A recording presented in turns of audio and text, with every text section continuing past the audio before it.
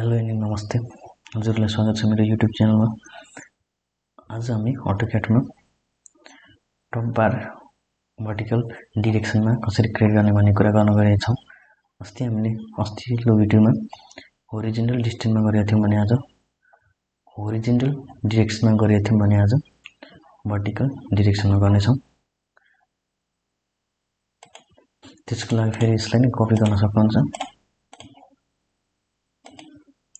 Copy गरे मैले पनि यसरी हजुरले कपी गर्नुहोस्। यो भित्रको लाइनहरुलाई सबैलाई डिलिट गर्ने।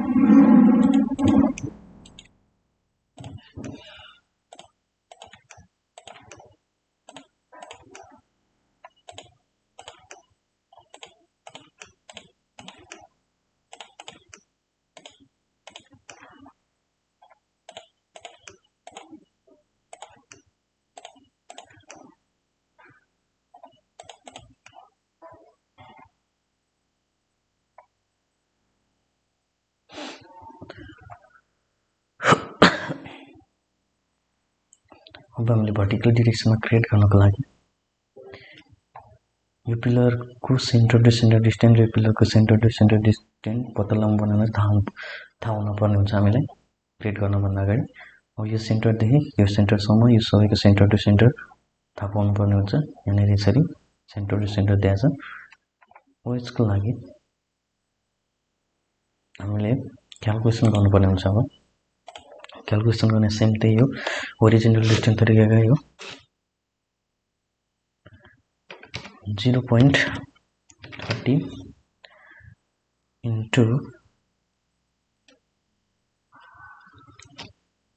इन्टु गर्ने 30 13 फिट छ।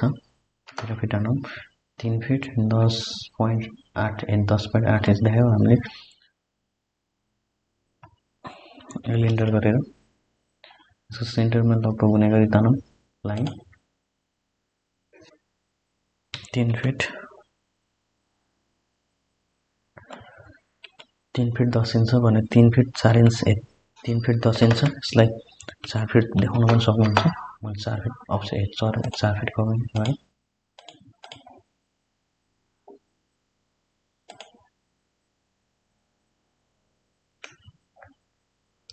एक्ज्याक्टली हान्नुहुन्छ भए पनि हुन्छ।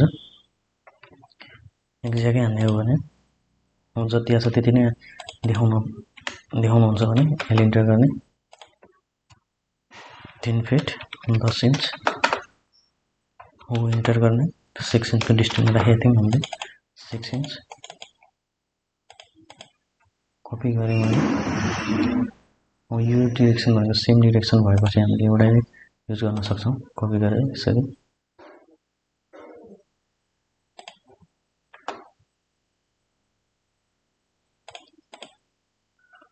यो पनि 30 नै भएको कारणले गर्दा हामीले यसलाई कपी गरेर युज गर्न सक्छौं। यसरी कपी गर्ने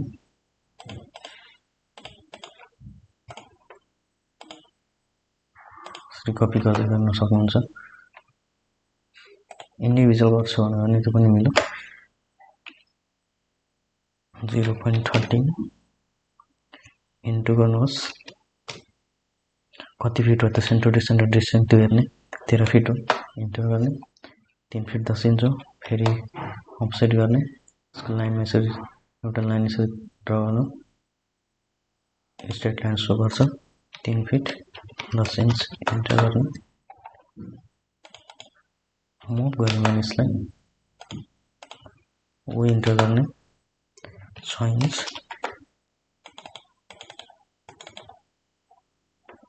कपी गर्ने यसरी कपी गर्न सक्नुहुन्छ। कपी गर्ने फेरि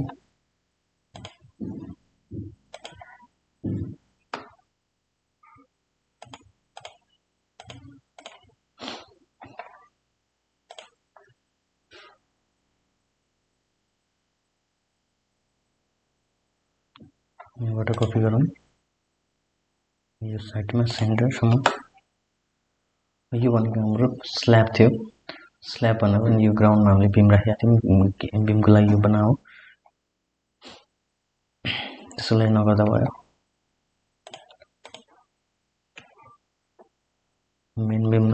यसरी लाउनु एक्सटेन्ड गर्ने अब पछाडिको लाइनलाई एक्सटेन्ड गरेर जोड्न सक्नुहुन्छ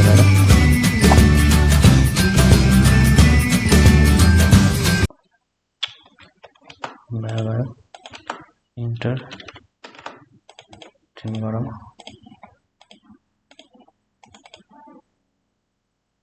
यस्तो हुने भयो हाम्रो ट्रायंगल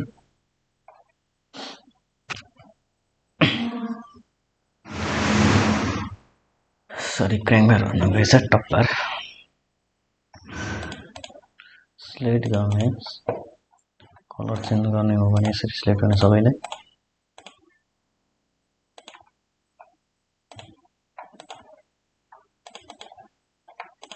म्याच प्रपर्टीमा जाने सबैलाई सेम कलर गर्न सक्नुहुन्छ युज गर्ने एक्सटेन्ड गरेर फेरि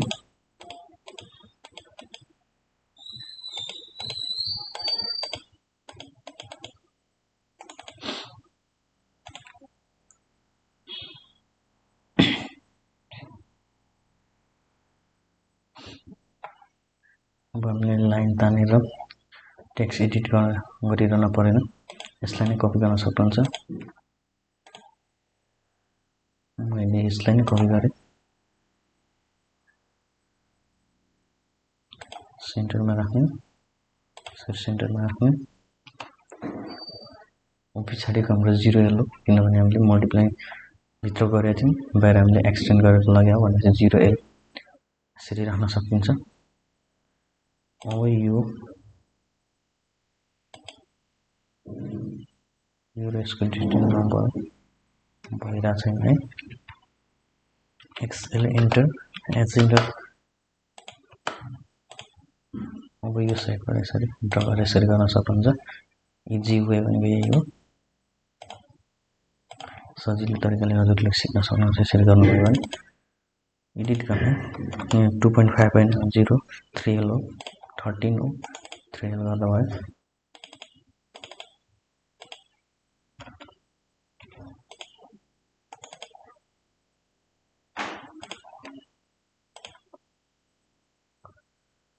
स्लाइड कपी गरौँ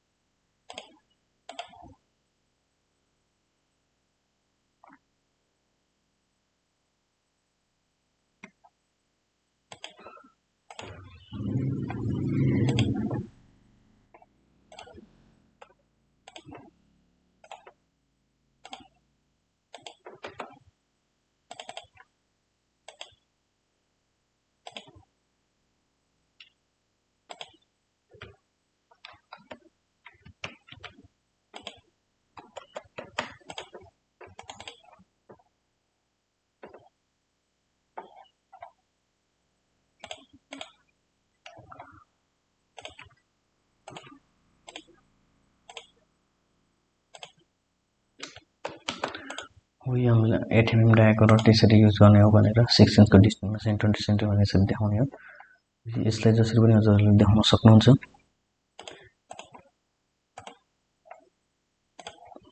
मैले नर्मल यसरी नै राख्दिए हजुरहरूले कसरी राख्न सक्नुहुन्छ डिजाइन दिएर देखाउन सक्नुहुन्छ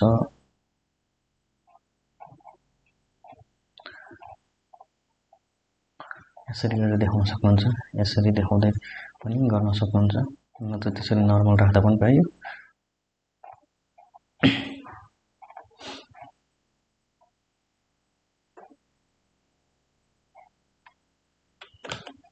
यसलाई त्यसरी देखाउने हो भने र्यान्डमली लाइन तान्नुहोस् सिन्डर गर्नुहोस् सर्कल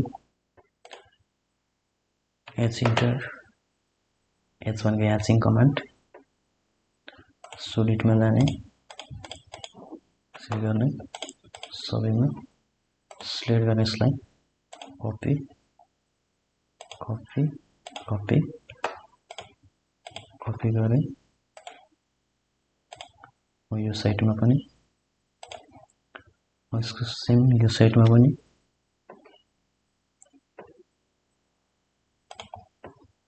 यसको सेम डाइरेक्सन हो भने यो माथिल्लो साइडमा पनि सेम कपी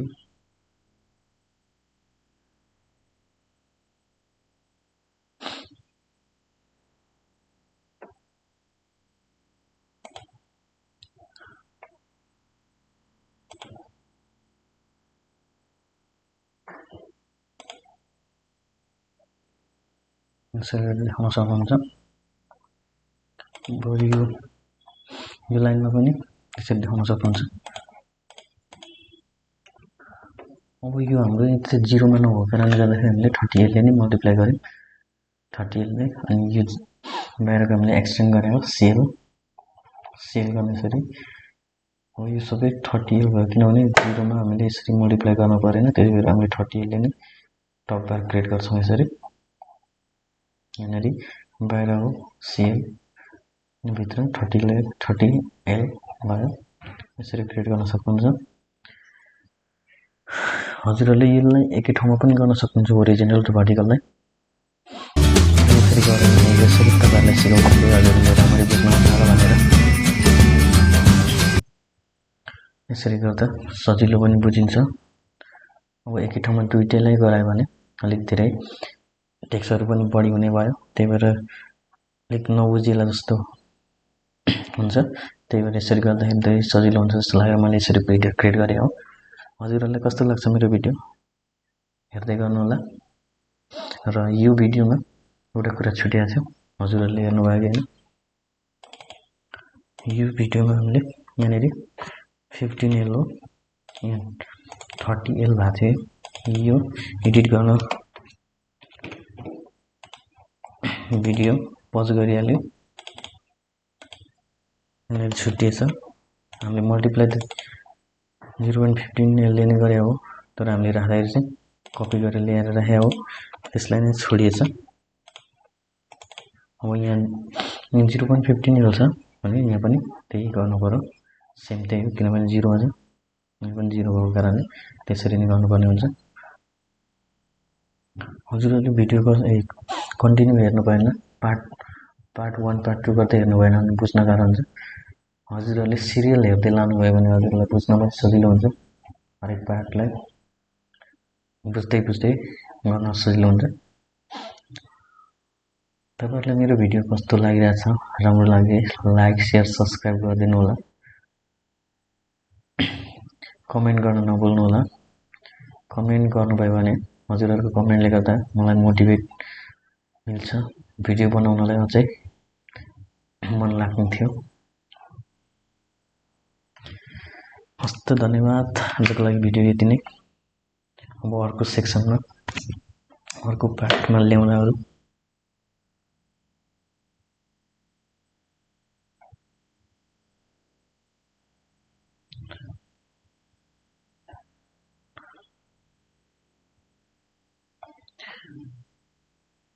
यो ठाउँमा हाम्रो एउटा कुरा छुटेछ।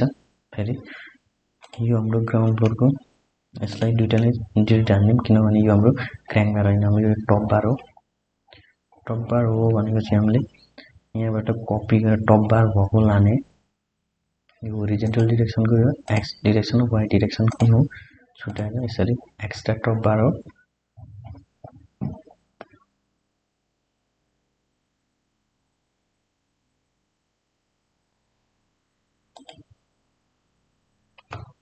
कुन डाइरेक्सनको यो, अब यसरी हेरौं, यो भनेको हाम्रो यसरी काट्दाखेरि कुन डाइरेक्सनमा हामीले राखेका छौं। अब यहाँनेर हेरौं, यसलाई यो डाइरेक्सनमा राख्नु, एक्स डाइरेक्सन हाम्रो यहाँनेर नै छ। यो एक्स डाइरेक्सनमा हामीले काटेछ भने चाहिँ एक्स हुने भयो, एक्स डाइरेक्सन।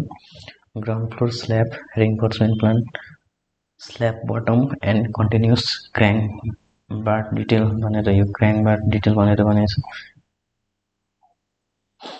यो टप एक्स्ट्रा बार भनेपछि हाम्रो यो क्रैंक बार को भनेपछि यो हाम्रो क्रैंक बार होइन, भनेपछि यो हाम्रो के बार हो, टप बार हो। टप एक्स्ट्रा बार हो भनेपछि हामीले यसलाई टप एक्स्ट्रा बारलाई यसरी राख्न पर्ने हुन्छ। टप एक्स्ट्रा बार कुन डाइरेक्सनमा हो, यो एक्स डाइरेक्सनमा भनेर यसलाई स्लेट गर्ने, एडिट गर्ने, एक्स डाइरेक्सन गर्ने, कपी गरौँ चाहिँ यसलाई नै यसैले कपी गरौँ अथवा यसलाई यहाँनिर वाइ डिरेक्सन छ किनभने यसलाई कपी गरेर यहाँ लग्यो हो वाइ डिरेक्सन कसरी भयो त यसरी काटेर हेर्दाखेरि यो ठाडो काट्यो भनेपछि यो वाइ डिरेक्सन भयो हैन वाइ डिरेक्सन साइडमा हो भने यसरी देखाउन सकिन्छ हाम्रो यो टप बार हो भनेर